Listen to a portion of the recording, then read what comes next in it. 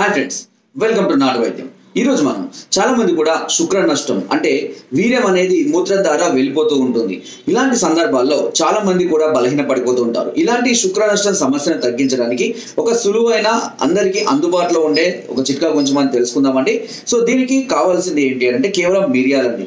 ఒక 4 లేదా 5 మిరియాలను మెత్తగా దంచి దీనిని ఆవు నేతిలో కలిపి ప్రతిరోజు ఉదయం పూట పరిగెడుపునే తీసుకుంటూ ఉండాలి.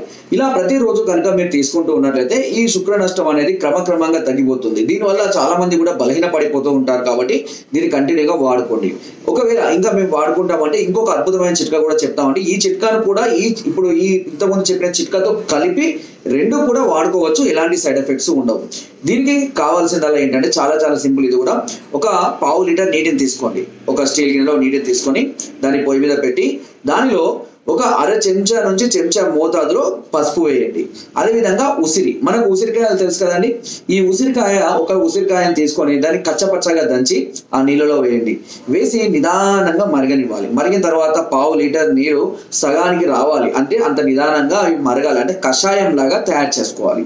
ఇలా తయారైనటువంటి ఈ కషాయంలో మిరియాలను కూడా కొద్దిగా అంటే 1 లేదా 2 మిరియాలను దంచి మీద లైట్ గా చల్లుకోవాలి. ఓకేనా?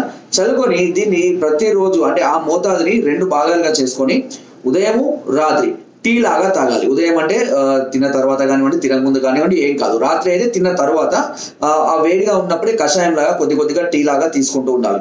ఇలా కనుక ప్రతిరోజు తీసుకుంటున్నట్లయితే 10 నుంచి 15 రోజుల్లోనే ఈ శుక్ర నష్టం అనేది పూర్తిగా తగ్గిపోవడం అనేది జరుగుతుంది without any side effects.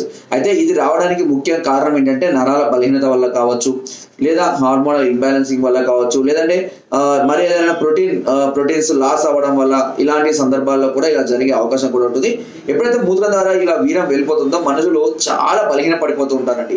So చాలా అసలు వీక్ గా ఉంటారు కాబట్టి అసలు ఏం పని చేయలేరు. ఇలాంటి సందర్భాల్లో కొంచెం డ్రై ఫ్రూట్స్ తినడం, మంచి ఫుడ్ మెయింటైన్ చేయడం, ప్రోటీన్ ఫుడ్ ఎక్కువగా తీసుకోవడం చేసినట్లయితే త్వరగా ఈ సమస్య నుంచి బయటపడడానికి అవకాశం అనేది ఉంటుంది.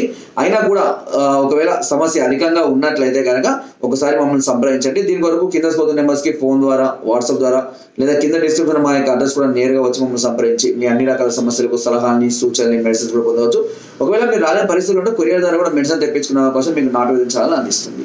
ఈ అవకాశాన్ని అందరూ ఉపయోగించుకోండి. అండ్ నా వీడియో కనుక మీకు నచ్చినట్లయితే లైక్ చేయండి, షేర్ చేయండి అండ్ సబ్స్క్రైబ్ చేయడం మాత్రం అస్సలు మర్చిపోకండి. Thank you.